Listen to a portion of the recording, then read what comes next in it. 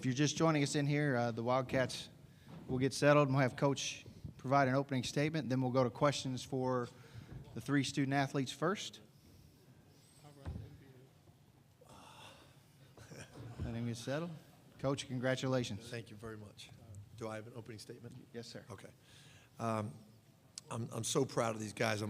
They got me. They got me really bad in the locker room. It was reminiscent of the Big East Championship. I should have anticipated, but I wear it as a badge of honor. It's like being when you're a parent, you think your kids are the greatest, and then when you see them live that out and become great, it just makes your heart swell, And even if they would have lost, you still think they're great, but you can see they've proved to everybody else they're great, and I'm so proud of them and happy for them. And I definitely want to say that Kansas team is a championship team. That's a national championship caliber team. They made every single correct play down the stretch. They hit the three. They got the layup. They fouled the right guys. We made the foul shots. They kept coming until we got a steal at the end. And that's a great team. Never went away. Made every right play. And I have all the respect in the world for Bill and their program, and specifically this team this year. Thanks, Coach. Questions for the Villanova student athletes? Start here in the aisle and then go from right to left. Joe Giuliano, Philadelphia Inquirer. First for Ryan and Daniel, was this the way you dreamed it? And for Josh, what was the feeling when that last pass, you caught that last pass and squeezed it? Let's start with Ryan first, please. This is just a total team effort, and it was everything that I dreamed of. And I can't speak for Daniel, but I would think it was unbelievable to know where we've been from our freshman year and to go through the struggles that we went through throughout the whole season. Sophomore, junior year, losing early in the tournament, to just persevere and make it through this whole tournament is something really special. Yeah, this is definitely dreams are coming true right here, and just for us to get here, all the work we've put in, all our senior captains that we had before, Moof, Tony, Mo Sutton, Taj Bell, Javon Pinkston, Darren Hilliard, Nick McMahon, all those guys, just for them, because they made us the men we are today, they made us the leaders we are today, and man, this is very special for us. The feeling when I caught it, it was just, we had 3 seconds left. I had Ryan over there yelling, "Ball, ball, ball!" I didn't know if I should throw it or I didn't know what to do, but I was just in shock. All the work, that these two put in. They were great leaders, and it's just a real feeling. It's something that you dream about, and it's just, lost of words. Daniel, Rick Plummer with Star Eagle. Can you just kind of describe real quickly the defense? Sorry, I can't hear you. The defense you put on Ellis, what you did. I mean, it's pretty obvious, but can you kind of describe what your plan was in general? That was completely a team effort. We were, from the day we found out we were playing Kansas, everybody on the team, we locked in. We knew he was the #1 guy on the scouting report, and everybody, I didn't even start on him. It wasn't Chris Jenkins starting on him, and it was everybody just loading to him. Everybody, making plays on him, being aware of where he was. When we went to defense, just knowing where he was at all times. Our communication was great, so I can't take any of that credit. It was literally just the whole team effort that made it tough for that. We all know he's a special player, and for us to be able to do that, talks a lot about the way we defended him. Right side front. Ryan, Kevin Cooney, Calkins Media. You guys had the 7-point lead at half. You fall behind 5 there midway through the second. It looks like the wheels are starting to come off a little bit. Jenkins in foul trouble. Was anything said at that point that kind of got you guys back into it? It seemed like everything calmed down after that. No, I think we always want to grind it out and play Villanova basketball for 40 minutes, and no matter the situation, we knew they were going to come out firing at the beginning of the second half, and it was unfortunate Chris got in foul trouble, but I think the guys on the bench, especially Mikal Bridges, stepped up in that place of him, and we just kept grinding. We wanted to make it a street fight, make it an ugly game, and I think we did that. Left front. Michael Graham from the comeback.com. Ron, correct me if I'm wrong, but happy birthday. Thank you. Describe what this day has been like with this, and also your play to knock away the loose ball or knock the ball away from Mason at the end. Oh yeah. Well, thank you. It was probably the best birthday I've had in my life. But at the end of the game, we were up 3, and we said we were going to foul under a certain amount of time, and I went for a steal just to, even if we got a foul, we'd still have to get the ball back whether we were up 1 or 2. But that was a big time dive by Mikal Bridges, and then we just called timeout. And from that point on, I think it was just surreal, the whole feeling of us making free throws and clinching the game. Pat? Yeah, Pat Forty from Yahoo Sports. Ryan, if you could just tell me about making those free throws and then watching your teammates make them, and how much, I guess, did you relish being in that position? I know at the end of the game situation, we all want the ball for free throws. It's what we finish, kind of start practice with. We work on our form all the time, and we finish practice the same way. And in every situation, we'll shoot 3, 2, 1-on-1, and 1. And Coach really puts the pressure on us at the end of practice, and I knew anyone who's going to the line at the end of the game, they were going to be calm, cool, and collected and make the free throws. Right side? Steve Greenberg, Bleacher Report. For Ryan, but I also would like to ask you guys to weigh in. You've been using the word ugly over and over again. When did it get sufficiently ugly to where you knew, okay, this is beautiful, this is how we want it? It was beautiful once the final buzzer went off and we were winning, but we wanted to make it ugly. We knew we weren't shooting the ball well, but the backbone of our program is just defend and rebound and play hard and together, and I think we did that. We started off a little slow, but I would say the last 35 or so minutes of the game is where we really turned it up and made it an ugly street fight. We came into this game knowing that we're both teams that were on great offensive runs, and for us in our program, we don't depend on our offense, and we like proving that we can win off our defensive rebounding. So just making the game ugly, making the street fight is definitely something we thought was to our advantage, just because that's what we preach every day in practice. Yeah, just kind of continuing what these two guys said. The toughest situation for us is we're not making shots. And that's what we thrive at that. We know, we're going to let offense take care of itself. If we buckle down on defense, we make it ugly. We're diving on the floor, taking charges, doing the little thing that this program is built on. That we knew we were going to be in the game. And it was just all around team effort from the beginning of the game to the end of the game. It was ugly, but it was beautiful to us.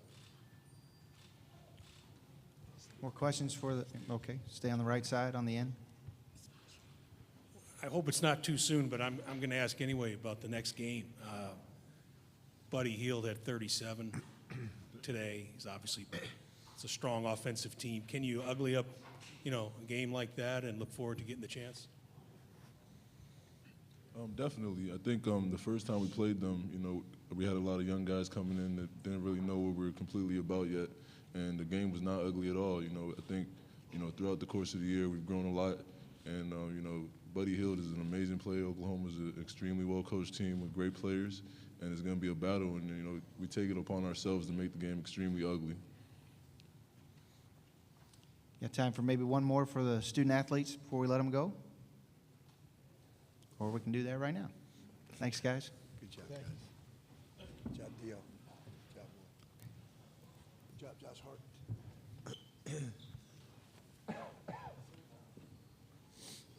Start here in the front row, Coach.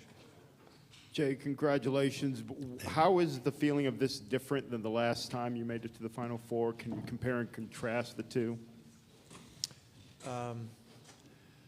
I think the first time you're kind of you're kind of in shock. You don't know what to expect, and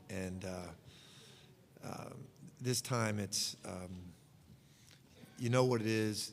It's the next game. You've been there. Now we got to make sure they approach it the same way. It's definitely different. That first time is overwhelming, and there's a lot of things that go on there that people tell you about and they try to help you, but until you get there and experience it, it's hard to understand that. I hope we'll be better prepared this time. Matt Tate, Lawrence Journal World. Coach, yesterday you were asked about defending Perry Ellis, why people don't try junk stuff with him. What was your game plan tonight, and was that a little gamesmanship, or were you playing it straight?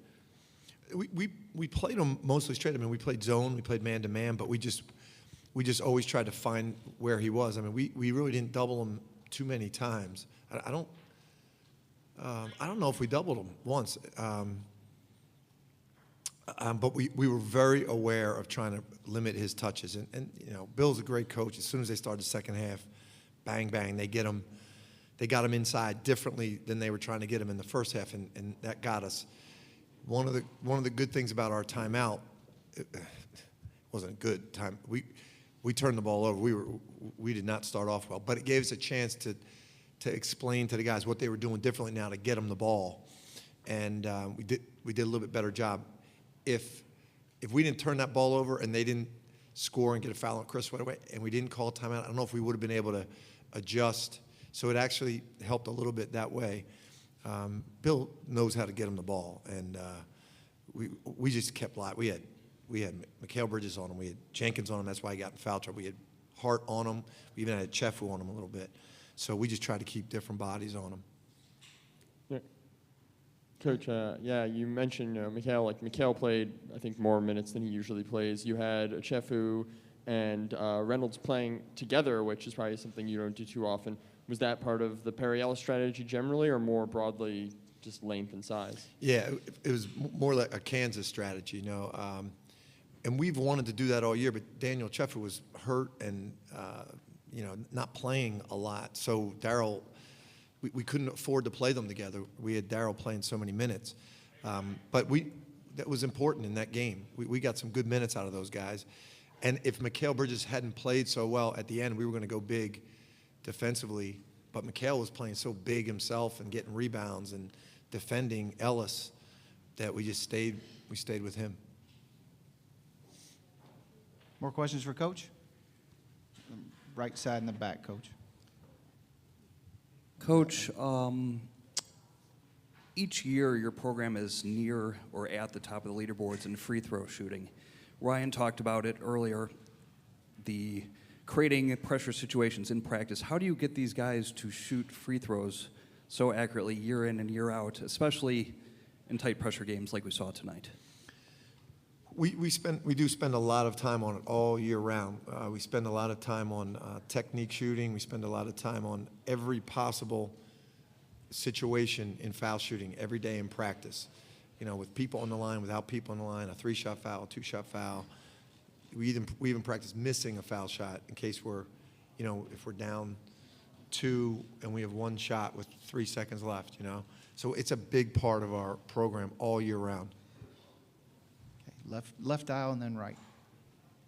Jay, can you comment on Bridges' 2 big steals in the last 34 seconds, and also that confusion at 34 when it looked like perhaps one referee was going to call a foul on your team and maybe a foul on their team as well. So it was kind of confusing, but Bridges really comes up big for you, the loose balls. He's huge, and it's a decision you have to make there at the end of the game. Do we go into our press and try to get a turnover or slow them up, knowing that Mason's so good, he could split it and get them an easy shot. We took a chance, and it's basketball. You take a chance, and the kid makes a great play. Mikhail Bridges comes from behind, and on that play, I thought they called a foul on Kansas diving in our guys' legs and taking our guys' legs out. So we were actually preparing for a free throw right there, and we only had 1 timeout left, and we came out. Our guys were not prepared for side OB. They did that all on their own. I just thought they were trying to see who the foul was on, and I got to see that on film. I'm not complaining. I'm just saying we were unprepared, and it just speaks to the leadership of Ryan and Daniel on the floor to get into our sideline out of bounds, our backcourt sideline out of bounds, get the ball in and up the floor, and we caught a break there. We caught a break. Pat? Yeah. Jay, you alluded to this in your opening remarks, but just how rewarding was it to see those guys step up the way they did and really kind of rise to this occasion for you down the stretch? Yeah, Pat, coaching is a lot like parenting. you just believe in your guys so much, and you're telling them how great they can be, and you know it. You know, you see it in them, but they're 18 and 22 years old, so sometimes they don't realize it, and you get them maybe 75% of the way there, and they leave you, you know, and you kind of you feel good for them. They got partly there, but you feel like you failed them a little bit, you know. It's the greatest feeling in the world to see these guys get to that point where everyone else sees that they're as good as we see they can be, and that they see. I could tell in that locker room, there wasn't as much. They had more fun in the locker room soaking me. They were having fun with that. But after that, it was a real sense of accomplishment, and I think they really felt good about themselves individually, and that's the greatest thing that you can experience as a coach. Anything else for Coach? Okay, left side. Jay was just curious, is that water or Powerade, and how did they set you up? Cold. They did the same thing in the Big East tournament. I should have thought about it. They hid behind a wall, and then when I walked in, they had cold, really cold bottles of water, all of them, and they just doused me. They just continued to do it. It just kept coming. It took my breath away. I know what those football coaches feel like now. I'm just glad I'm not outside and it's 20 degrees. I can't imagine that. Great. Anything else? See you in Houston. Thank you, guys. Hey, thank you to everybody in Louisville and at the Brown Hotel. They were awesome to us. This is a great town.